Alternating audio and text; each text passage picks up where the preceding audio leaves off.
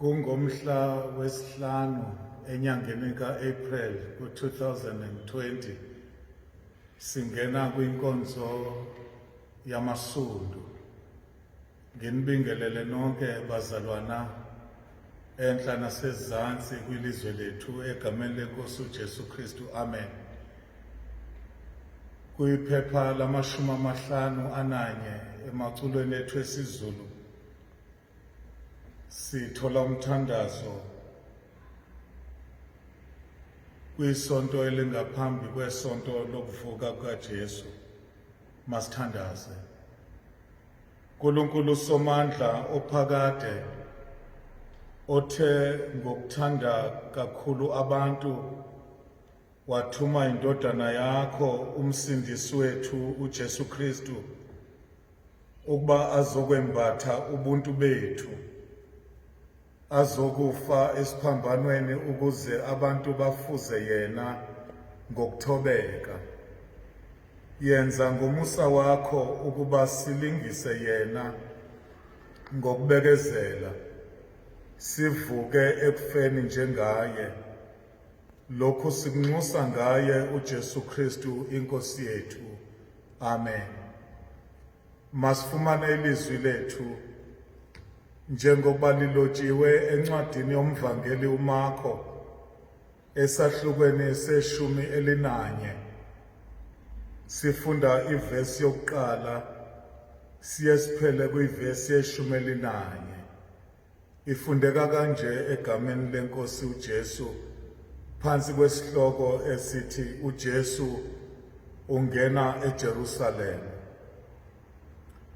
Kwathi ukuba basondele eJerusalema naseBhetfage naseBhethaniya ngasentabeni yeminquma, wathuma ababili kubafundi bakhe wathi kubo, hambani niye emzaneni obhekene nani, kothi nisangena kuwo niza kufumana ithole lembongolo likhulekiwe, okungazange kuhlale muntu kulo. Lithukululeni nililethe. Uma umuntu ethi kini, nikwenzelani lokhu na? Anothi, inkosi iyalidinga, iza kulibuyisela lapha masinyane. Bahamba bafumana ithole elikhulekiwe ngasesangweni ngaphandle emgaqweni, balithukulula. Abanye kwababemi khona bathi kubo, nenzani nilithukululani ithole na? Basho kubo njengokusho kukaJesu, base bebayeka. Baliletha ithole kuJesu, babeka izingubo zabo phezu kwalo, wakhwela kulo. Abaningi bendlala izingubo zabo endleleni, abanye amahlamvu ababewagawule endle. Ababehamba phambili nababelandela bamemeza bathi, Hosiyana, ubusisiwe ozayo egameni lenkosi, ubusisiwe umbusi ozayo kababa uDavide, Hosiyana kweliphezulu. uJesu wangena eJerusalema waya ethempelini, esekubukile konke waphuma. Sekuhlwile waya eBhethaniya kanye nabayi-12. Ilizwi likaNkulunkulu leli makalibusise uBaba kuze kube phakade. Amen. Bazalwane egameni likaJesu, bobaba nomama, bantu abasha nani enibancane enhla nasezantsi, lapha sifumana umvangeli uMarko esibalisela ibali lokungena kukaJesu eJerusalema. Okhona kubalulekile ngaleli bali ukuthi uJesu wayekhwele etholeni lembongolo. Athi umbhali la kungazange kukhwele muntu kulo. Leli balisi lithola kusemva kokuba uJesu evule amehlo empumputhe eyabe izalwe ingaboni, lempumputhe eyayaziwa ngokuba nguBhathimeyu, indodana kaTimewu. Konke lokho kwenzeka esangweni laseJerikho. Lempumputhe ngulomfo elithi iBhayibhile uthe mayezwa umsindo wabuza ebantwini ababelapho ukuthi kwenzakalani. Bamtshela bathi kudlula uJesu waseNazaretha. Wayesememeza lomfo ethi, ndodana kaDavide, ngihawukele. iBhayibhile isifundisa ukuthi uJesu wathi makabizwe. Weza lomfo wabuza uJesu wathi, ufuna ngikwenzeleni? Yathi yona, ukuba ngibone. Kuthe emva kwalokho uJesu simthola engaphakathi esixekweni saseJerikho. Lapho lithi iBhayibhile uthe mayengena ngaphakathi kwezwakala yasuka enye indoda emfutshane okuthiwa igama layo yayinguZakewu, owayenxanele ukumbona uJesu. Wagijima wagibela phezu komuthi. Weza uJesu, elithi iBhayibhile uthe mayefika ngaphansi kwalo mthi wamemeza uJesu wathi, Zakewu, shesha wehle emthini ngoba namhla ngifuna ukuyongena endlini yakho. Namhlanje simthola uJesu ehamba naleso sixuku phezu kwentaba yemnquma, isixuku sabantu. Athi umbhali abanye babehamba naye uJesu, kanti abanye babemhlangabezile besuka eJerusalema. Kulaba ababehamba naye sengiyambala naye uZakewu phakathi kwalabo bantu. Sengiyayibala nayo impumputhe ayeyivula amehlo eJerikho esangweni iphakathi kwalabo bantu. Uma uJesu ekule ndawo, lithi iBhayibhile wathi mayefika ngaseBhethfage emzini wamakhiwane, wayesethuma abafundi bakhe wathi, hambani niye emzaneni obhekene nathi. Manifika kuwo nizothola ithole likhulekiwe. Uthi ke yena, lithukululeni nililethe. uMateyu yena ukubeka le ndaba athi imbongolo zazimbili, kunina nethole lakhe. Athi uJesu mazilethwe zombili. Athi uJesu zaba zifikile lezi mbongolo zombili, badlala phezu kwazo ingubo. Wayesegibela phezu kwazo zombili. Okubhala kahle mayechaza le ndaba kaMateyu, uthi uJesu ugibele phezu kwalezi mbongolo akubeke yena as if into le engumfanekiso, akusiyona into eyenzeka practical. Uthi le mbongolo endala yayikujwayela ukuboshelwa, besethi uyifanisa nabantu bakwaJuda ababemazi uJesu, belazi ilizwi likaJesu nelizwi likaThixo belazi, kodwa beboshelelwe phansi komthetho wabaJuda, beboshelelwe phansi komthetho wesono. uJesu uthi mabeze nabo, ezongena nabo eJerusalem.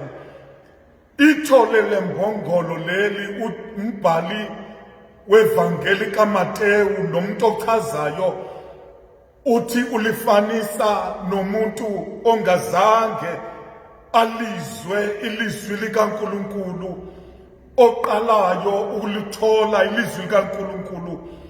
Uthi naye makalethwe angene naye eJerusalema. Umbhali uthi uma abafundi befika nalo lelithole lembongolo, bendlala izingubo zabo phezu kwalo, bendlala namasundu endleleni lapho ithole lalizawuhamba khona. Bazalwana bami abathandekayo, kanti uLuka yena uma esitshela uyena yedwa ophikisana nabanye abavangeli, uthi uJesu bamkhweza phezu kwaleli thole, akazigibelelanga njengoba kusho abanye abavangeli. Uthi bamqukula, bamkhweza phezu kwalo ithole lembongolo. Kodwa inhliziyo yami, bazalwana bami abathandekayo, ifike yanamathela kulamazwi okumemeza kwesixuku xa uJesu esephezu kwalo ithole lembongolo. Amazwi okumemeza kwabo athi, Hosana, ubusisiwe ozayo egameni lenkosi. Leli gama elithi Hosana, bazalwana bami abathandekayo, ngokwesiHebheru ligama eliqanjwa umuntu wesifazane elisho ukukhululwa. Leli gama lisho ukuthi sindisa manje, sisindise siyacela. Lamazwi ashiwo yilaba bazalwana ngesikhathi uJesu ephezu kwethole lembongolo. Uthi omunye umshumayeli ngelinye ilanga, bathi mabendlala ingubo zabo, bendlala namahlamvu lapho imbongolo izawuhamba khona, wayethi umuntu akulibeka ihlamvu lakhe okanye ingubo yakhe bese yahlehla, abheke inqina lembongolo kokuba liyayinyathela ingubo yakhe okanye ihlamvu lakhe. Uthi bangaba aliyinyathelanga, besebuya afika lithatha abuye ayolibeka, aqondanise nenqina lembongolo ukuze ihlamvu lakhe okanye ingubo yakhe inyathelwe. Kodwa ngifuna ukuthi kuwe namhlanje, ungakhathali noba ihlamvu lakho alinyathelwanga, noma ingubo yakho ayinyathelwanga. Ungakhathali ngoba uzoyithatha manje. Ngifuna ukusho kuwe, yithathe uyinike uJesu ukuze angene nayo eJerusalema. uJesu ungene eJerusalema namhla ngesikhathi umhlaba wonke ukhungathekile, nezwe lakithi lonke likhungathekile. Igciwane elihlasela umhlaba wonke elaziwa ngegciwane lecorona. Asho amasonto avalwa, nenkonzo ebesiziqhelile zavalwa, zemiswa ngenxa yalesi sifo esihlasele icorona. Nginombono kaSathana Khamet ethandaza uThixo, ethe kwenzeka lokhu wema phezu kwentaba. Nginombono kaSathana eshaya izandla ehleka emi phezu kwentaba, ngoba ebona amakholwa athandaza uKristu engasayi enkonzweni. Kodwa ngifuna ukuthi kuwe, kuleso simo esinjalo, isikhathi lesi sokuba simemeze, ngoba unamandla uSathane, unamandla. Akanqobanga uSathana, oyena mnqobayo nguJesu. Masishoni sonke bazalwana namhlanje, sibambane ngezandla, simemeze sithi Hosana, ubusisiwe ozayo. Simemeze sithi Nkosi sindisa manje. Isikhathi lesi sokuba siphume sonke sinemnyango noma usathana esivaleni izindlu zamasonto, kodwa isikhathi lesi sokuba sonke siphume sinemnyango sithi Hosana ubusisiwe zayo, sithi Nkosi sisindise manje, ngoba siyithuba leli lokuba siyeke ukudlala ucaphayiana. Bazalwane bamabathandekayo, kodwa simemeze sonke sithi Nkosi sisindise. Encwadini kaDavide ncwadi yamahubo sahluko sekhulu namashumi elinesishiyagalombili evesini ka-24 kunamazwi athi, yilo lolu suku alwenzile uJehova, siyakwethaba sithokoze ngalo. Athi verse 25, sindisa Jehova, ngiyakuncenga, hlahlamelisa Jehova, ngiyakucela. Masimncengeni bazalwane, masimncengeni sithi Nkosi sindisa. Azathi umhlabeleli wasewishile ngelinye ilanga, bona izwe lako wethu, xolela izono zalo, ngehlisa ulaka lwakho kuze kufa abantu bakho. Sindisa Nkosi, siyakucela, sindisa manje. Ezindlini esihlala kuzo konakele bazalwane, luphele uxolo phakathi kwabazali bobabili, lwaphela uxolo phakathi kwabazali nabantwana. Ngibabhekile abantwana bezalwa ngumfazi oyedwa, besukelana ngemikhonto nangezimpawu.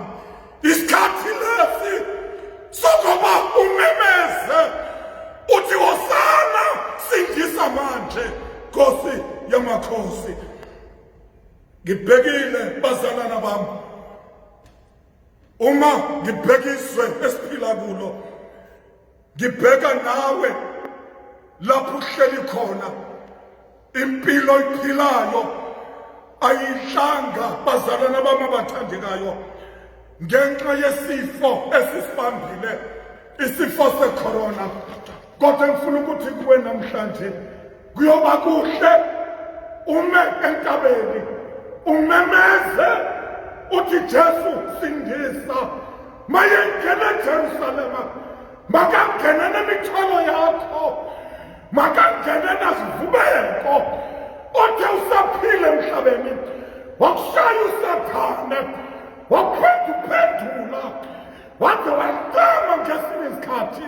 Kodwa isikhathi lesi sokuba kwimpilo oyiphilayo umbize uJesu, uthi Nkosi uyayibona imeko engihleli kuyo, sindisa manje. Mangizawuye emthandazweni, sizawuyeka bazalwana bami. Nawe ngifuna ukukucela ungamemeza ngenxa kamakhelwane wakho, ungamemeza ngenxa yomsebenzi owusebenzayo, ungamemeza ngenxa yempilo oyiphile ekhaya. Uthi Nkosi sindisa manje.